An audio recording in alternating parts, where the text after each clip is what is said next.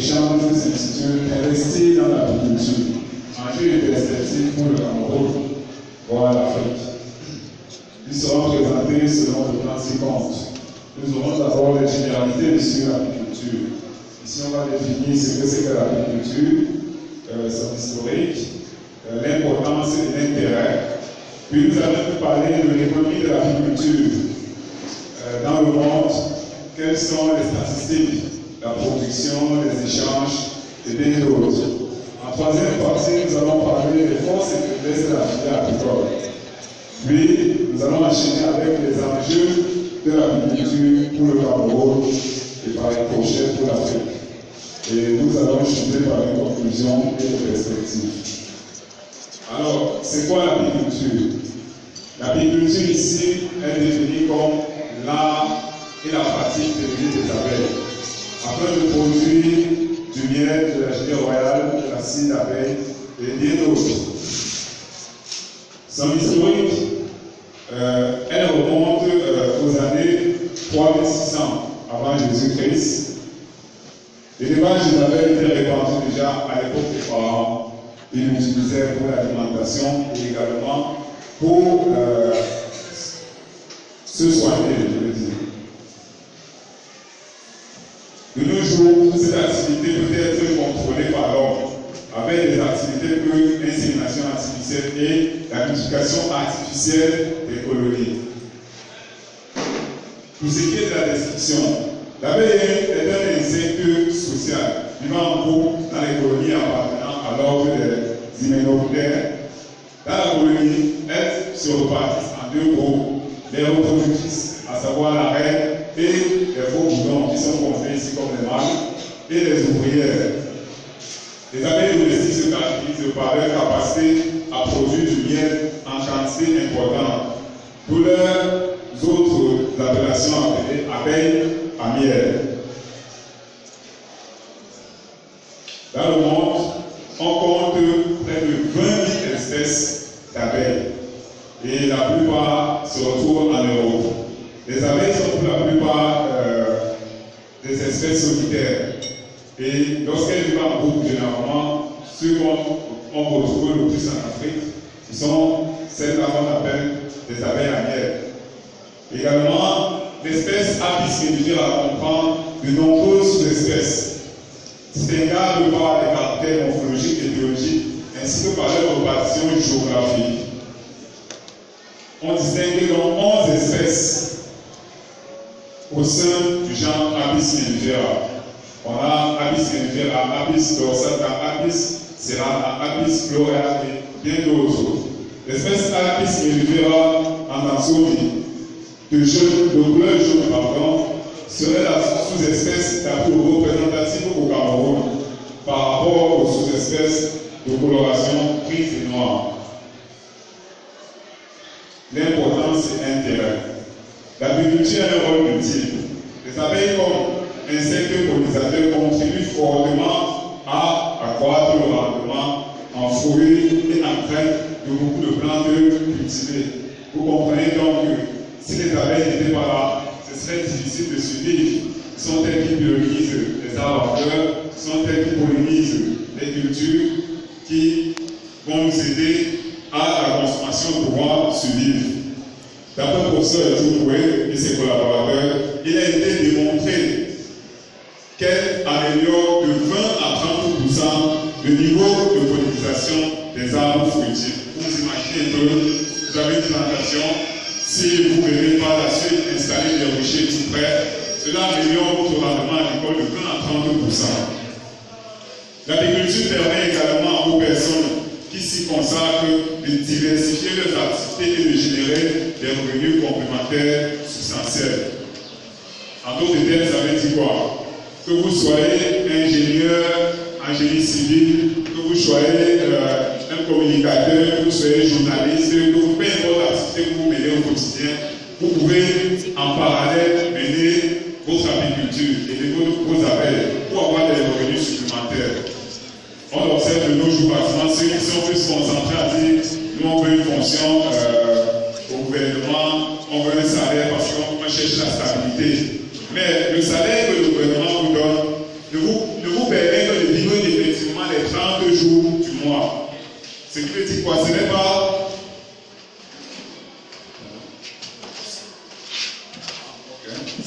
Désolé.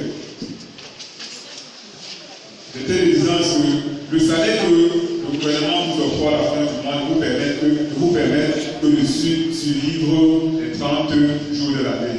Il est donc important d'avoir des activités en parallèle qui vous génèrent des revenus pour supporter d'autres charges. D'où nous proposons l'agriculture comme cette activité. Cette activité procure des emplois. On a par exemple certains qui sont spécialisés dans la fabrication des ruches, dans la fabrication des enfumoirs, des tenues de protection et bien d'autres produits. La contribution des abeilles dans l'alimentation humaine n'est pas négligée, car le miel constitue un aliment. C'est quoi un aliment? C'est quoi? C'est à la fois un aliment et un médicament.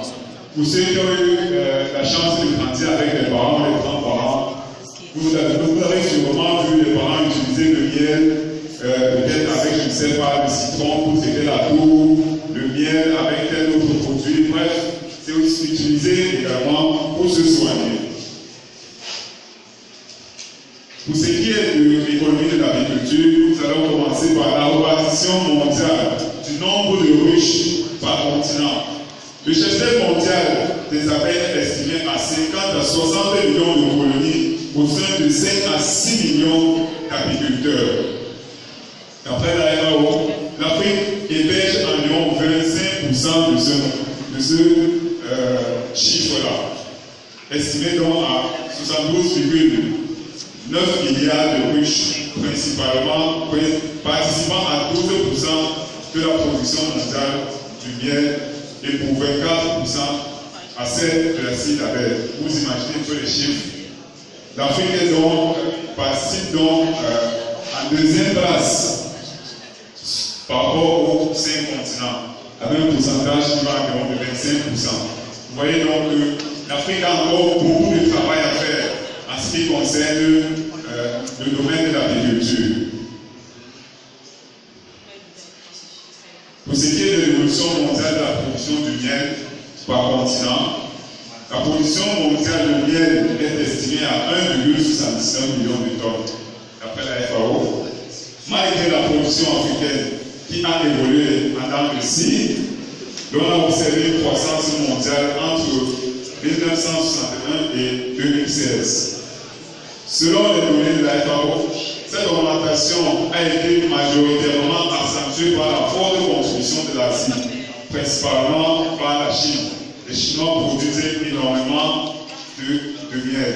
Ceci parce qu'ils ont déjà développé des techniques pour nourrir les abeilles, avec beaucoup de substances.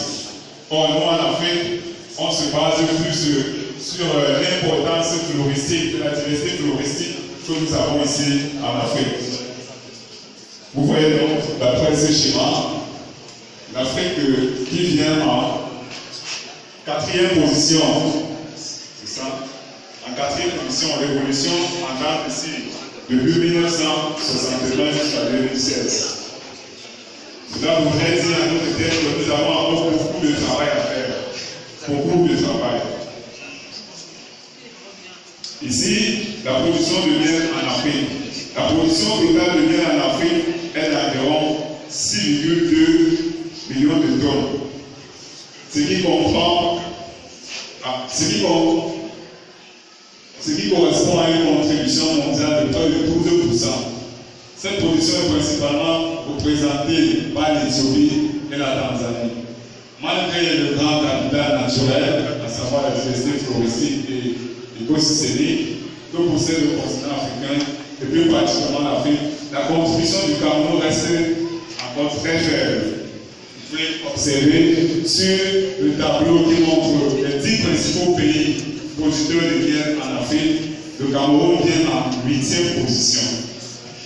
Donc, il y a vraiment du travail à faire. En ce qui concerne les échanges des produits agricoles, les échanges ici font plus référence aux importations et aux exportations. Environ un quart du bien produit dans le monde fait l'objet d'échanges internationaux. La figure 3 ici vous présente les principaux pays importateurs de miel en 2015. Vous voyez que le pays qui importe le plus de miel, c'est l'Union européenne. La figure 4, elle présente les principaux pays exportateurs de miel. Ici, c'est la Chine qui exporte le plus de miel, parce qu'elle produit également en grande quantité, suivi par l'Argentine et le Mexique. Ici, là, on voit même aucun pays africain sur ce classement. Vous voyez que le travail est encore à faire. Si dans cette salle, tous, autant que nous sommes, nous venons des agriculteurs, je ne pense pas que cela va changer quoi que ce soit, mais il faudrait déjà commencer par là. Que chacun d'entre nous sortit ici puisse se dire, à partir du jour où je deviens agriculteur, je m'en vais poser mes ruches, pour contribuer à sa façon, à l'augmentation de la production de miel au Cameroun. Ainsi, les principaux pays exportateurs de citadins en Afrique, malgré le vaste potentiel productif que possède le Cameroun, celui-ci est totalement absent des principaux pays exportateurs ici en Afrique. On a en première position l'Ouganda, la Tanzanie, le Kenya, l'Angola et l'Éthiopie. Vous voyez que les chiffres parlent d'elles-mêmes. Le marché il est là. Comme on dit souvent à l'église, la moisson est abondante, mais les ouvriers sont peu nombreux. Parlant donc des forces et faiblesses de la filière agricole, en amont de la production, nous notons que les atouts de la filière agricole sont liés à divers facteurs, dont la plus importante reste la disponibilité de la ressource naturelle et les conditions climatiques favorables qui rendent certaines régions propices au développement de l'agriculture. On note également le faible besoin en main-d'œuvre offre la possibilité d'associer l'agriculture à d'autres activités agricoles. La principale contrainte reste la marginalisation de la filière par les pouvoirs publics dans les pays africains, le manque d'organisation du secteur. Au niveau de la production, comme à tout, nous notons que la filière peut être très rentable à des niveaux pouvant aller de 150 à 300% selon le type d'agriculture pratiquée, qu'elle soit moderne, traditionnelle ou bien d'autres. Elle demande de faible besoin en main-d'œuvre et en investissement, en particulier pour l'agriculture traditionnelle, car dans celle-ci, on utilise du matériel local pour la plupart. Au niveau de la production, pour ce qui est des contraintes, le coût élevé du matériel de production et de conditionnement. Certains ruches, par exemple, comme les modèles kenyans, coûtent énormément cher. Les tenues de protection, les gants d'enfouissement sont les différents matériels agricoles pas très accessibles auprès des jeunes agriculteurs parce que ça demande beaucoup de moyens. On a les moyens de production traditionnels et l'insuffisance de la maîtrise des techniques agricoles. Très bon nombre de personnes veulent se lancer dans la filière, mais ne maîtrisent pas les différentes techniques pour sa production, non pas les compétences ou la formation requise pour se lancer dans la filière. On note également le faible niveau d'investissement, faible appui des pouvoirs publics sur ces pays généralement marginalisés. En Afrique, dans presque tous les pays en Afrique, la faible productivité de l'agriculture traditionnelle, le manque de retour des ruches.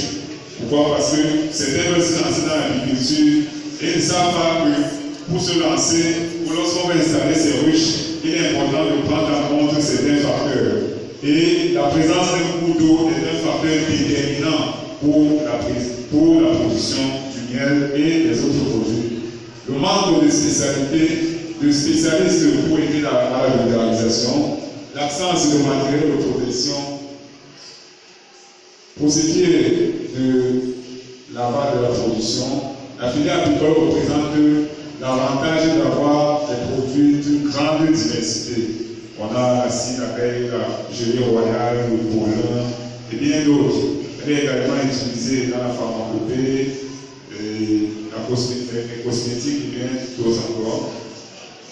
La commercialisation des produits de la ruche reste un problème majeur pour les producteurs du fait de nombreux facteurs. qualité douteuse des produits, la difficulté de disposer d'emballage et des coûts. Voilà par exemple les échantillons qu'on retrouve dans la plupart des marchés. Vous voyez que l'emballage, c'est du plastique. Beaucoup même recyclent plutôt des emballages peut-être de jus, d'eau, ce qui non seulement diminue le prix du marché sur le marché local et même national, et qui également empêche l'exportation de ces produits vers d'autres marchés. Vous voyez même sur le marché, vous allez voir beaucoup d'étiquettes même pas des produits. Ça rend la qualité du produit coûteux. On rencontre également aussi sur le marché beaucoup de vendeurs de miel qui se font passer pour des producteurs. Ce qu'ils font, c'est quoi? C'est qu'ils peuvent acheter du miel à un miel 100% naturel. Ils s'en vont faire des mélanges. Ils ajoutent des sucres, ils ajoutent des arômes, ils ajoutent la banane, ils ajoutent de l'eau. Ce qui altère considérablement la qualité du miel. Si vous avez acheté ce miel pour faire votre remède avec, vous voyez donc le remède ne sera pas aussi efficace que si on utilisait un miel 100% naturel. Par ailleurs, l'exploitation traditionnelle concourt à la dégradation de l'environnement par la récolte au feu. Bon nombre de paysans utilisent encore le feu pour récolter leur miel. Lorsqu'ils utilisent le feu, ce qu'ils font, c'est quoi? C'est qu'ils brûlent entièrement les abeilles. Vous voyez que ça contribue donc à la disparition des espèces d'abeilles. Non seulement ça, ça contribue également à la perte de la biodiversité. Et entraînant donc une chute de la productivité, que ce soit des arbres fruitiers et même des cultures.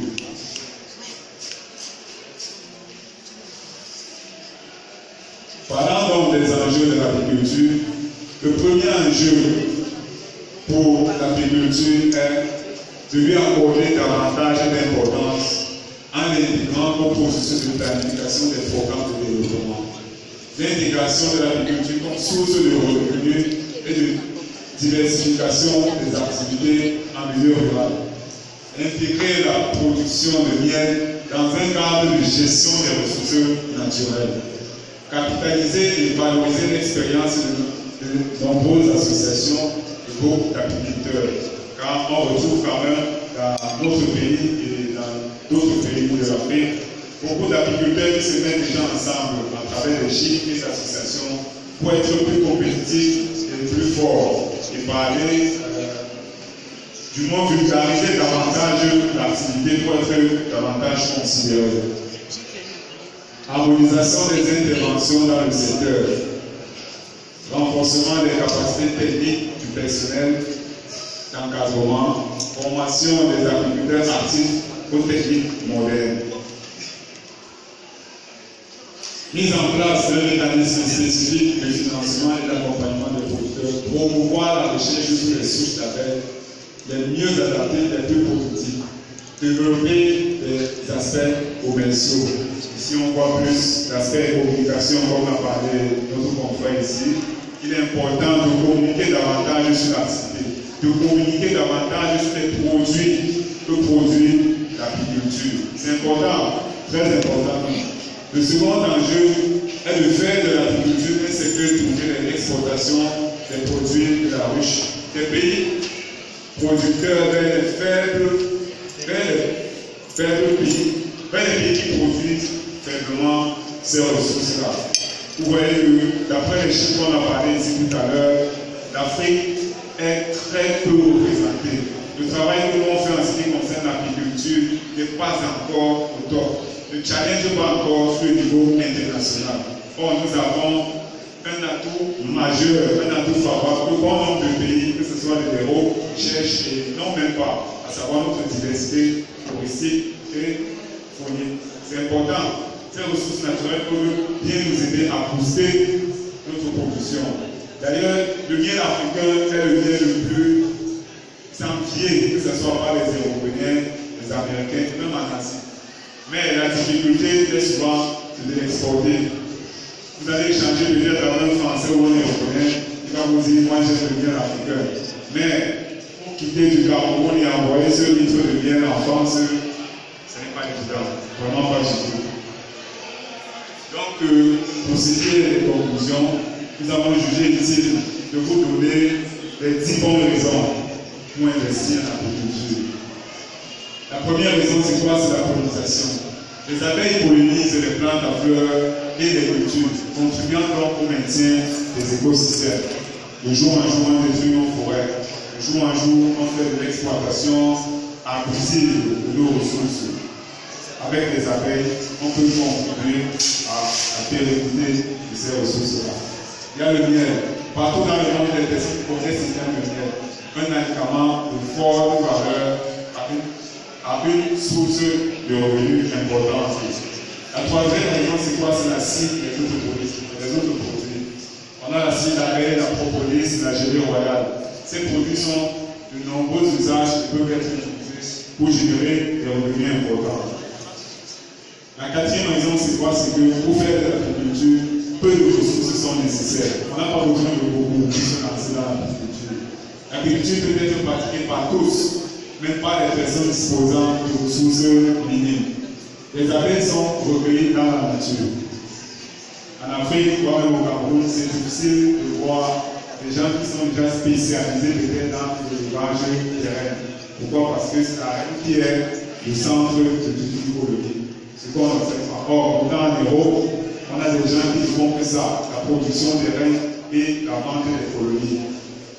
En Europe, si vous voulez lancer en agriculture, il suffit seulement, tu dis, bon, maintenant ça fait 10 ruches, tu pars de la construire 10 ruches, tu achètes des 10 colonies, tu poses.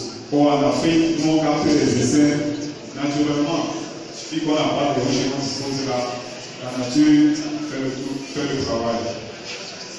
Également, l'agriculture est une activité très simple qui génère des revenus importants. Donc, elle n'est pas compliquée.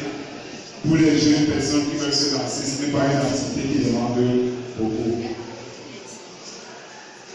La sixième raison, c'est quoi? C'est que posséder des terres n'est pas essentiel. Au Cameroun, on a de grands problèmes pour se procurer des terres. Il faudrait encore que ce soit des terres éloignées des habitations si on veut se lancer dans l'agriculture. Vous voyez que peu importe la qualité de l'espace que vous avez, que ce soit dans des bas-fonds, que ce soit en forêt, bref, la qualité de l'espace que vous disposez n'est pas nécessaire. Ce n'est pas peut-être comme l'agriculture, on va dire qu'il faut que le sol soit ci, il faut que le sol soit là. Non. En agriculture, ce n'est pas un critère très important. En septième position, c'est quoi? C'est que sans les abeilles, le nectar et le pollen ne seraient récoltés. Le nectar et le pollen ne sont pas utilisés par d'autres animaux. Seules les abeilles récoltent ces ressources.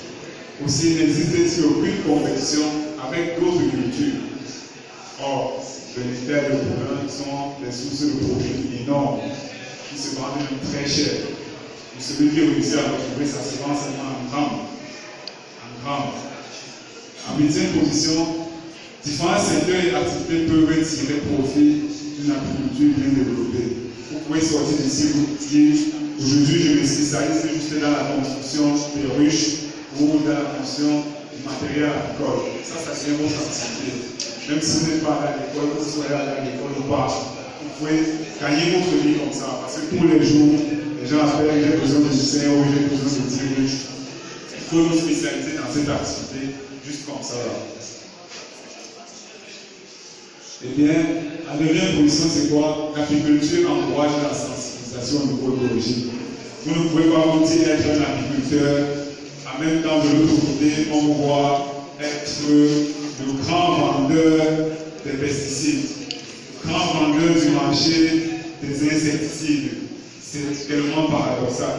Si vous êtes agriculteur, vous devrez être un servant protecteur de la nature. Eh bien, en dixième position, donc, tout le monde peut pratiquer l'agriculture. Il n'y a pas de distinction de sexe, de race, de couleur, d'âge, bref, je ne sais pas trop quoi.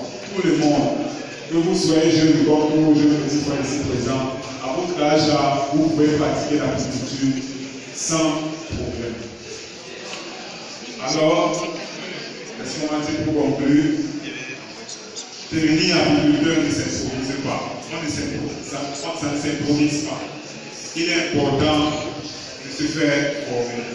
Il est important d'acquérir les connaissances nécessaires avant de se lancer. Pourquoi? Parce qu'en Afrique, nous avons des espèces très agressives, je répète, très agressives, qui, à un certain nombre de piqûres, entraînent la mort.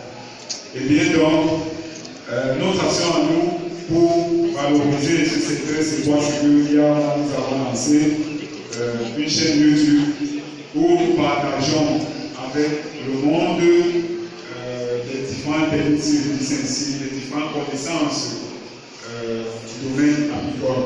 Pour ceux qui importe, vous êtes, savons que la plupart des jeunes ici présents, tout le monde est déjà doté aujourd'hui d'un Android et puis on les voit tous les jours sur Facebook.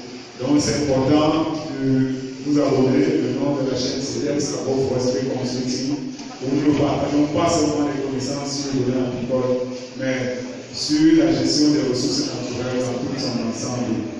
Sur ce, je vous remercie pour votre parole.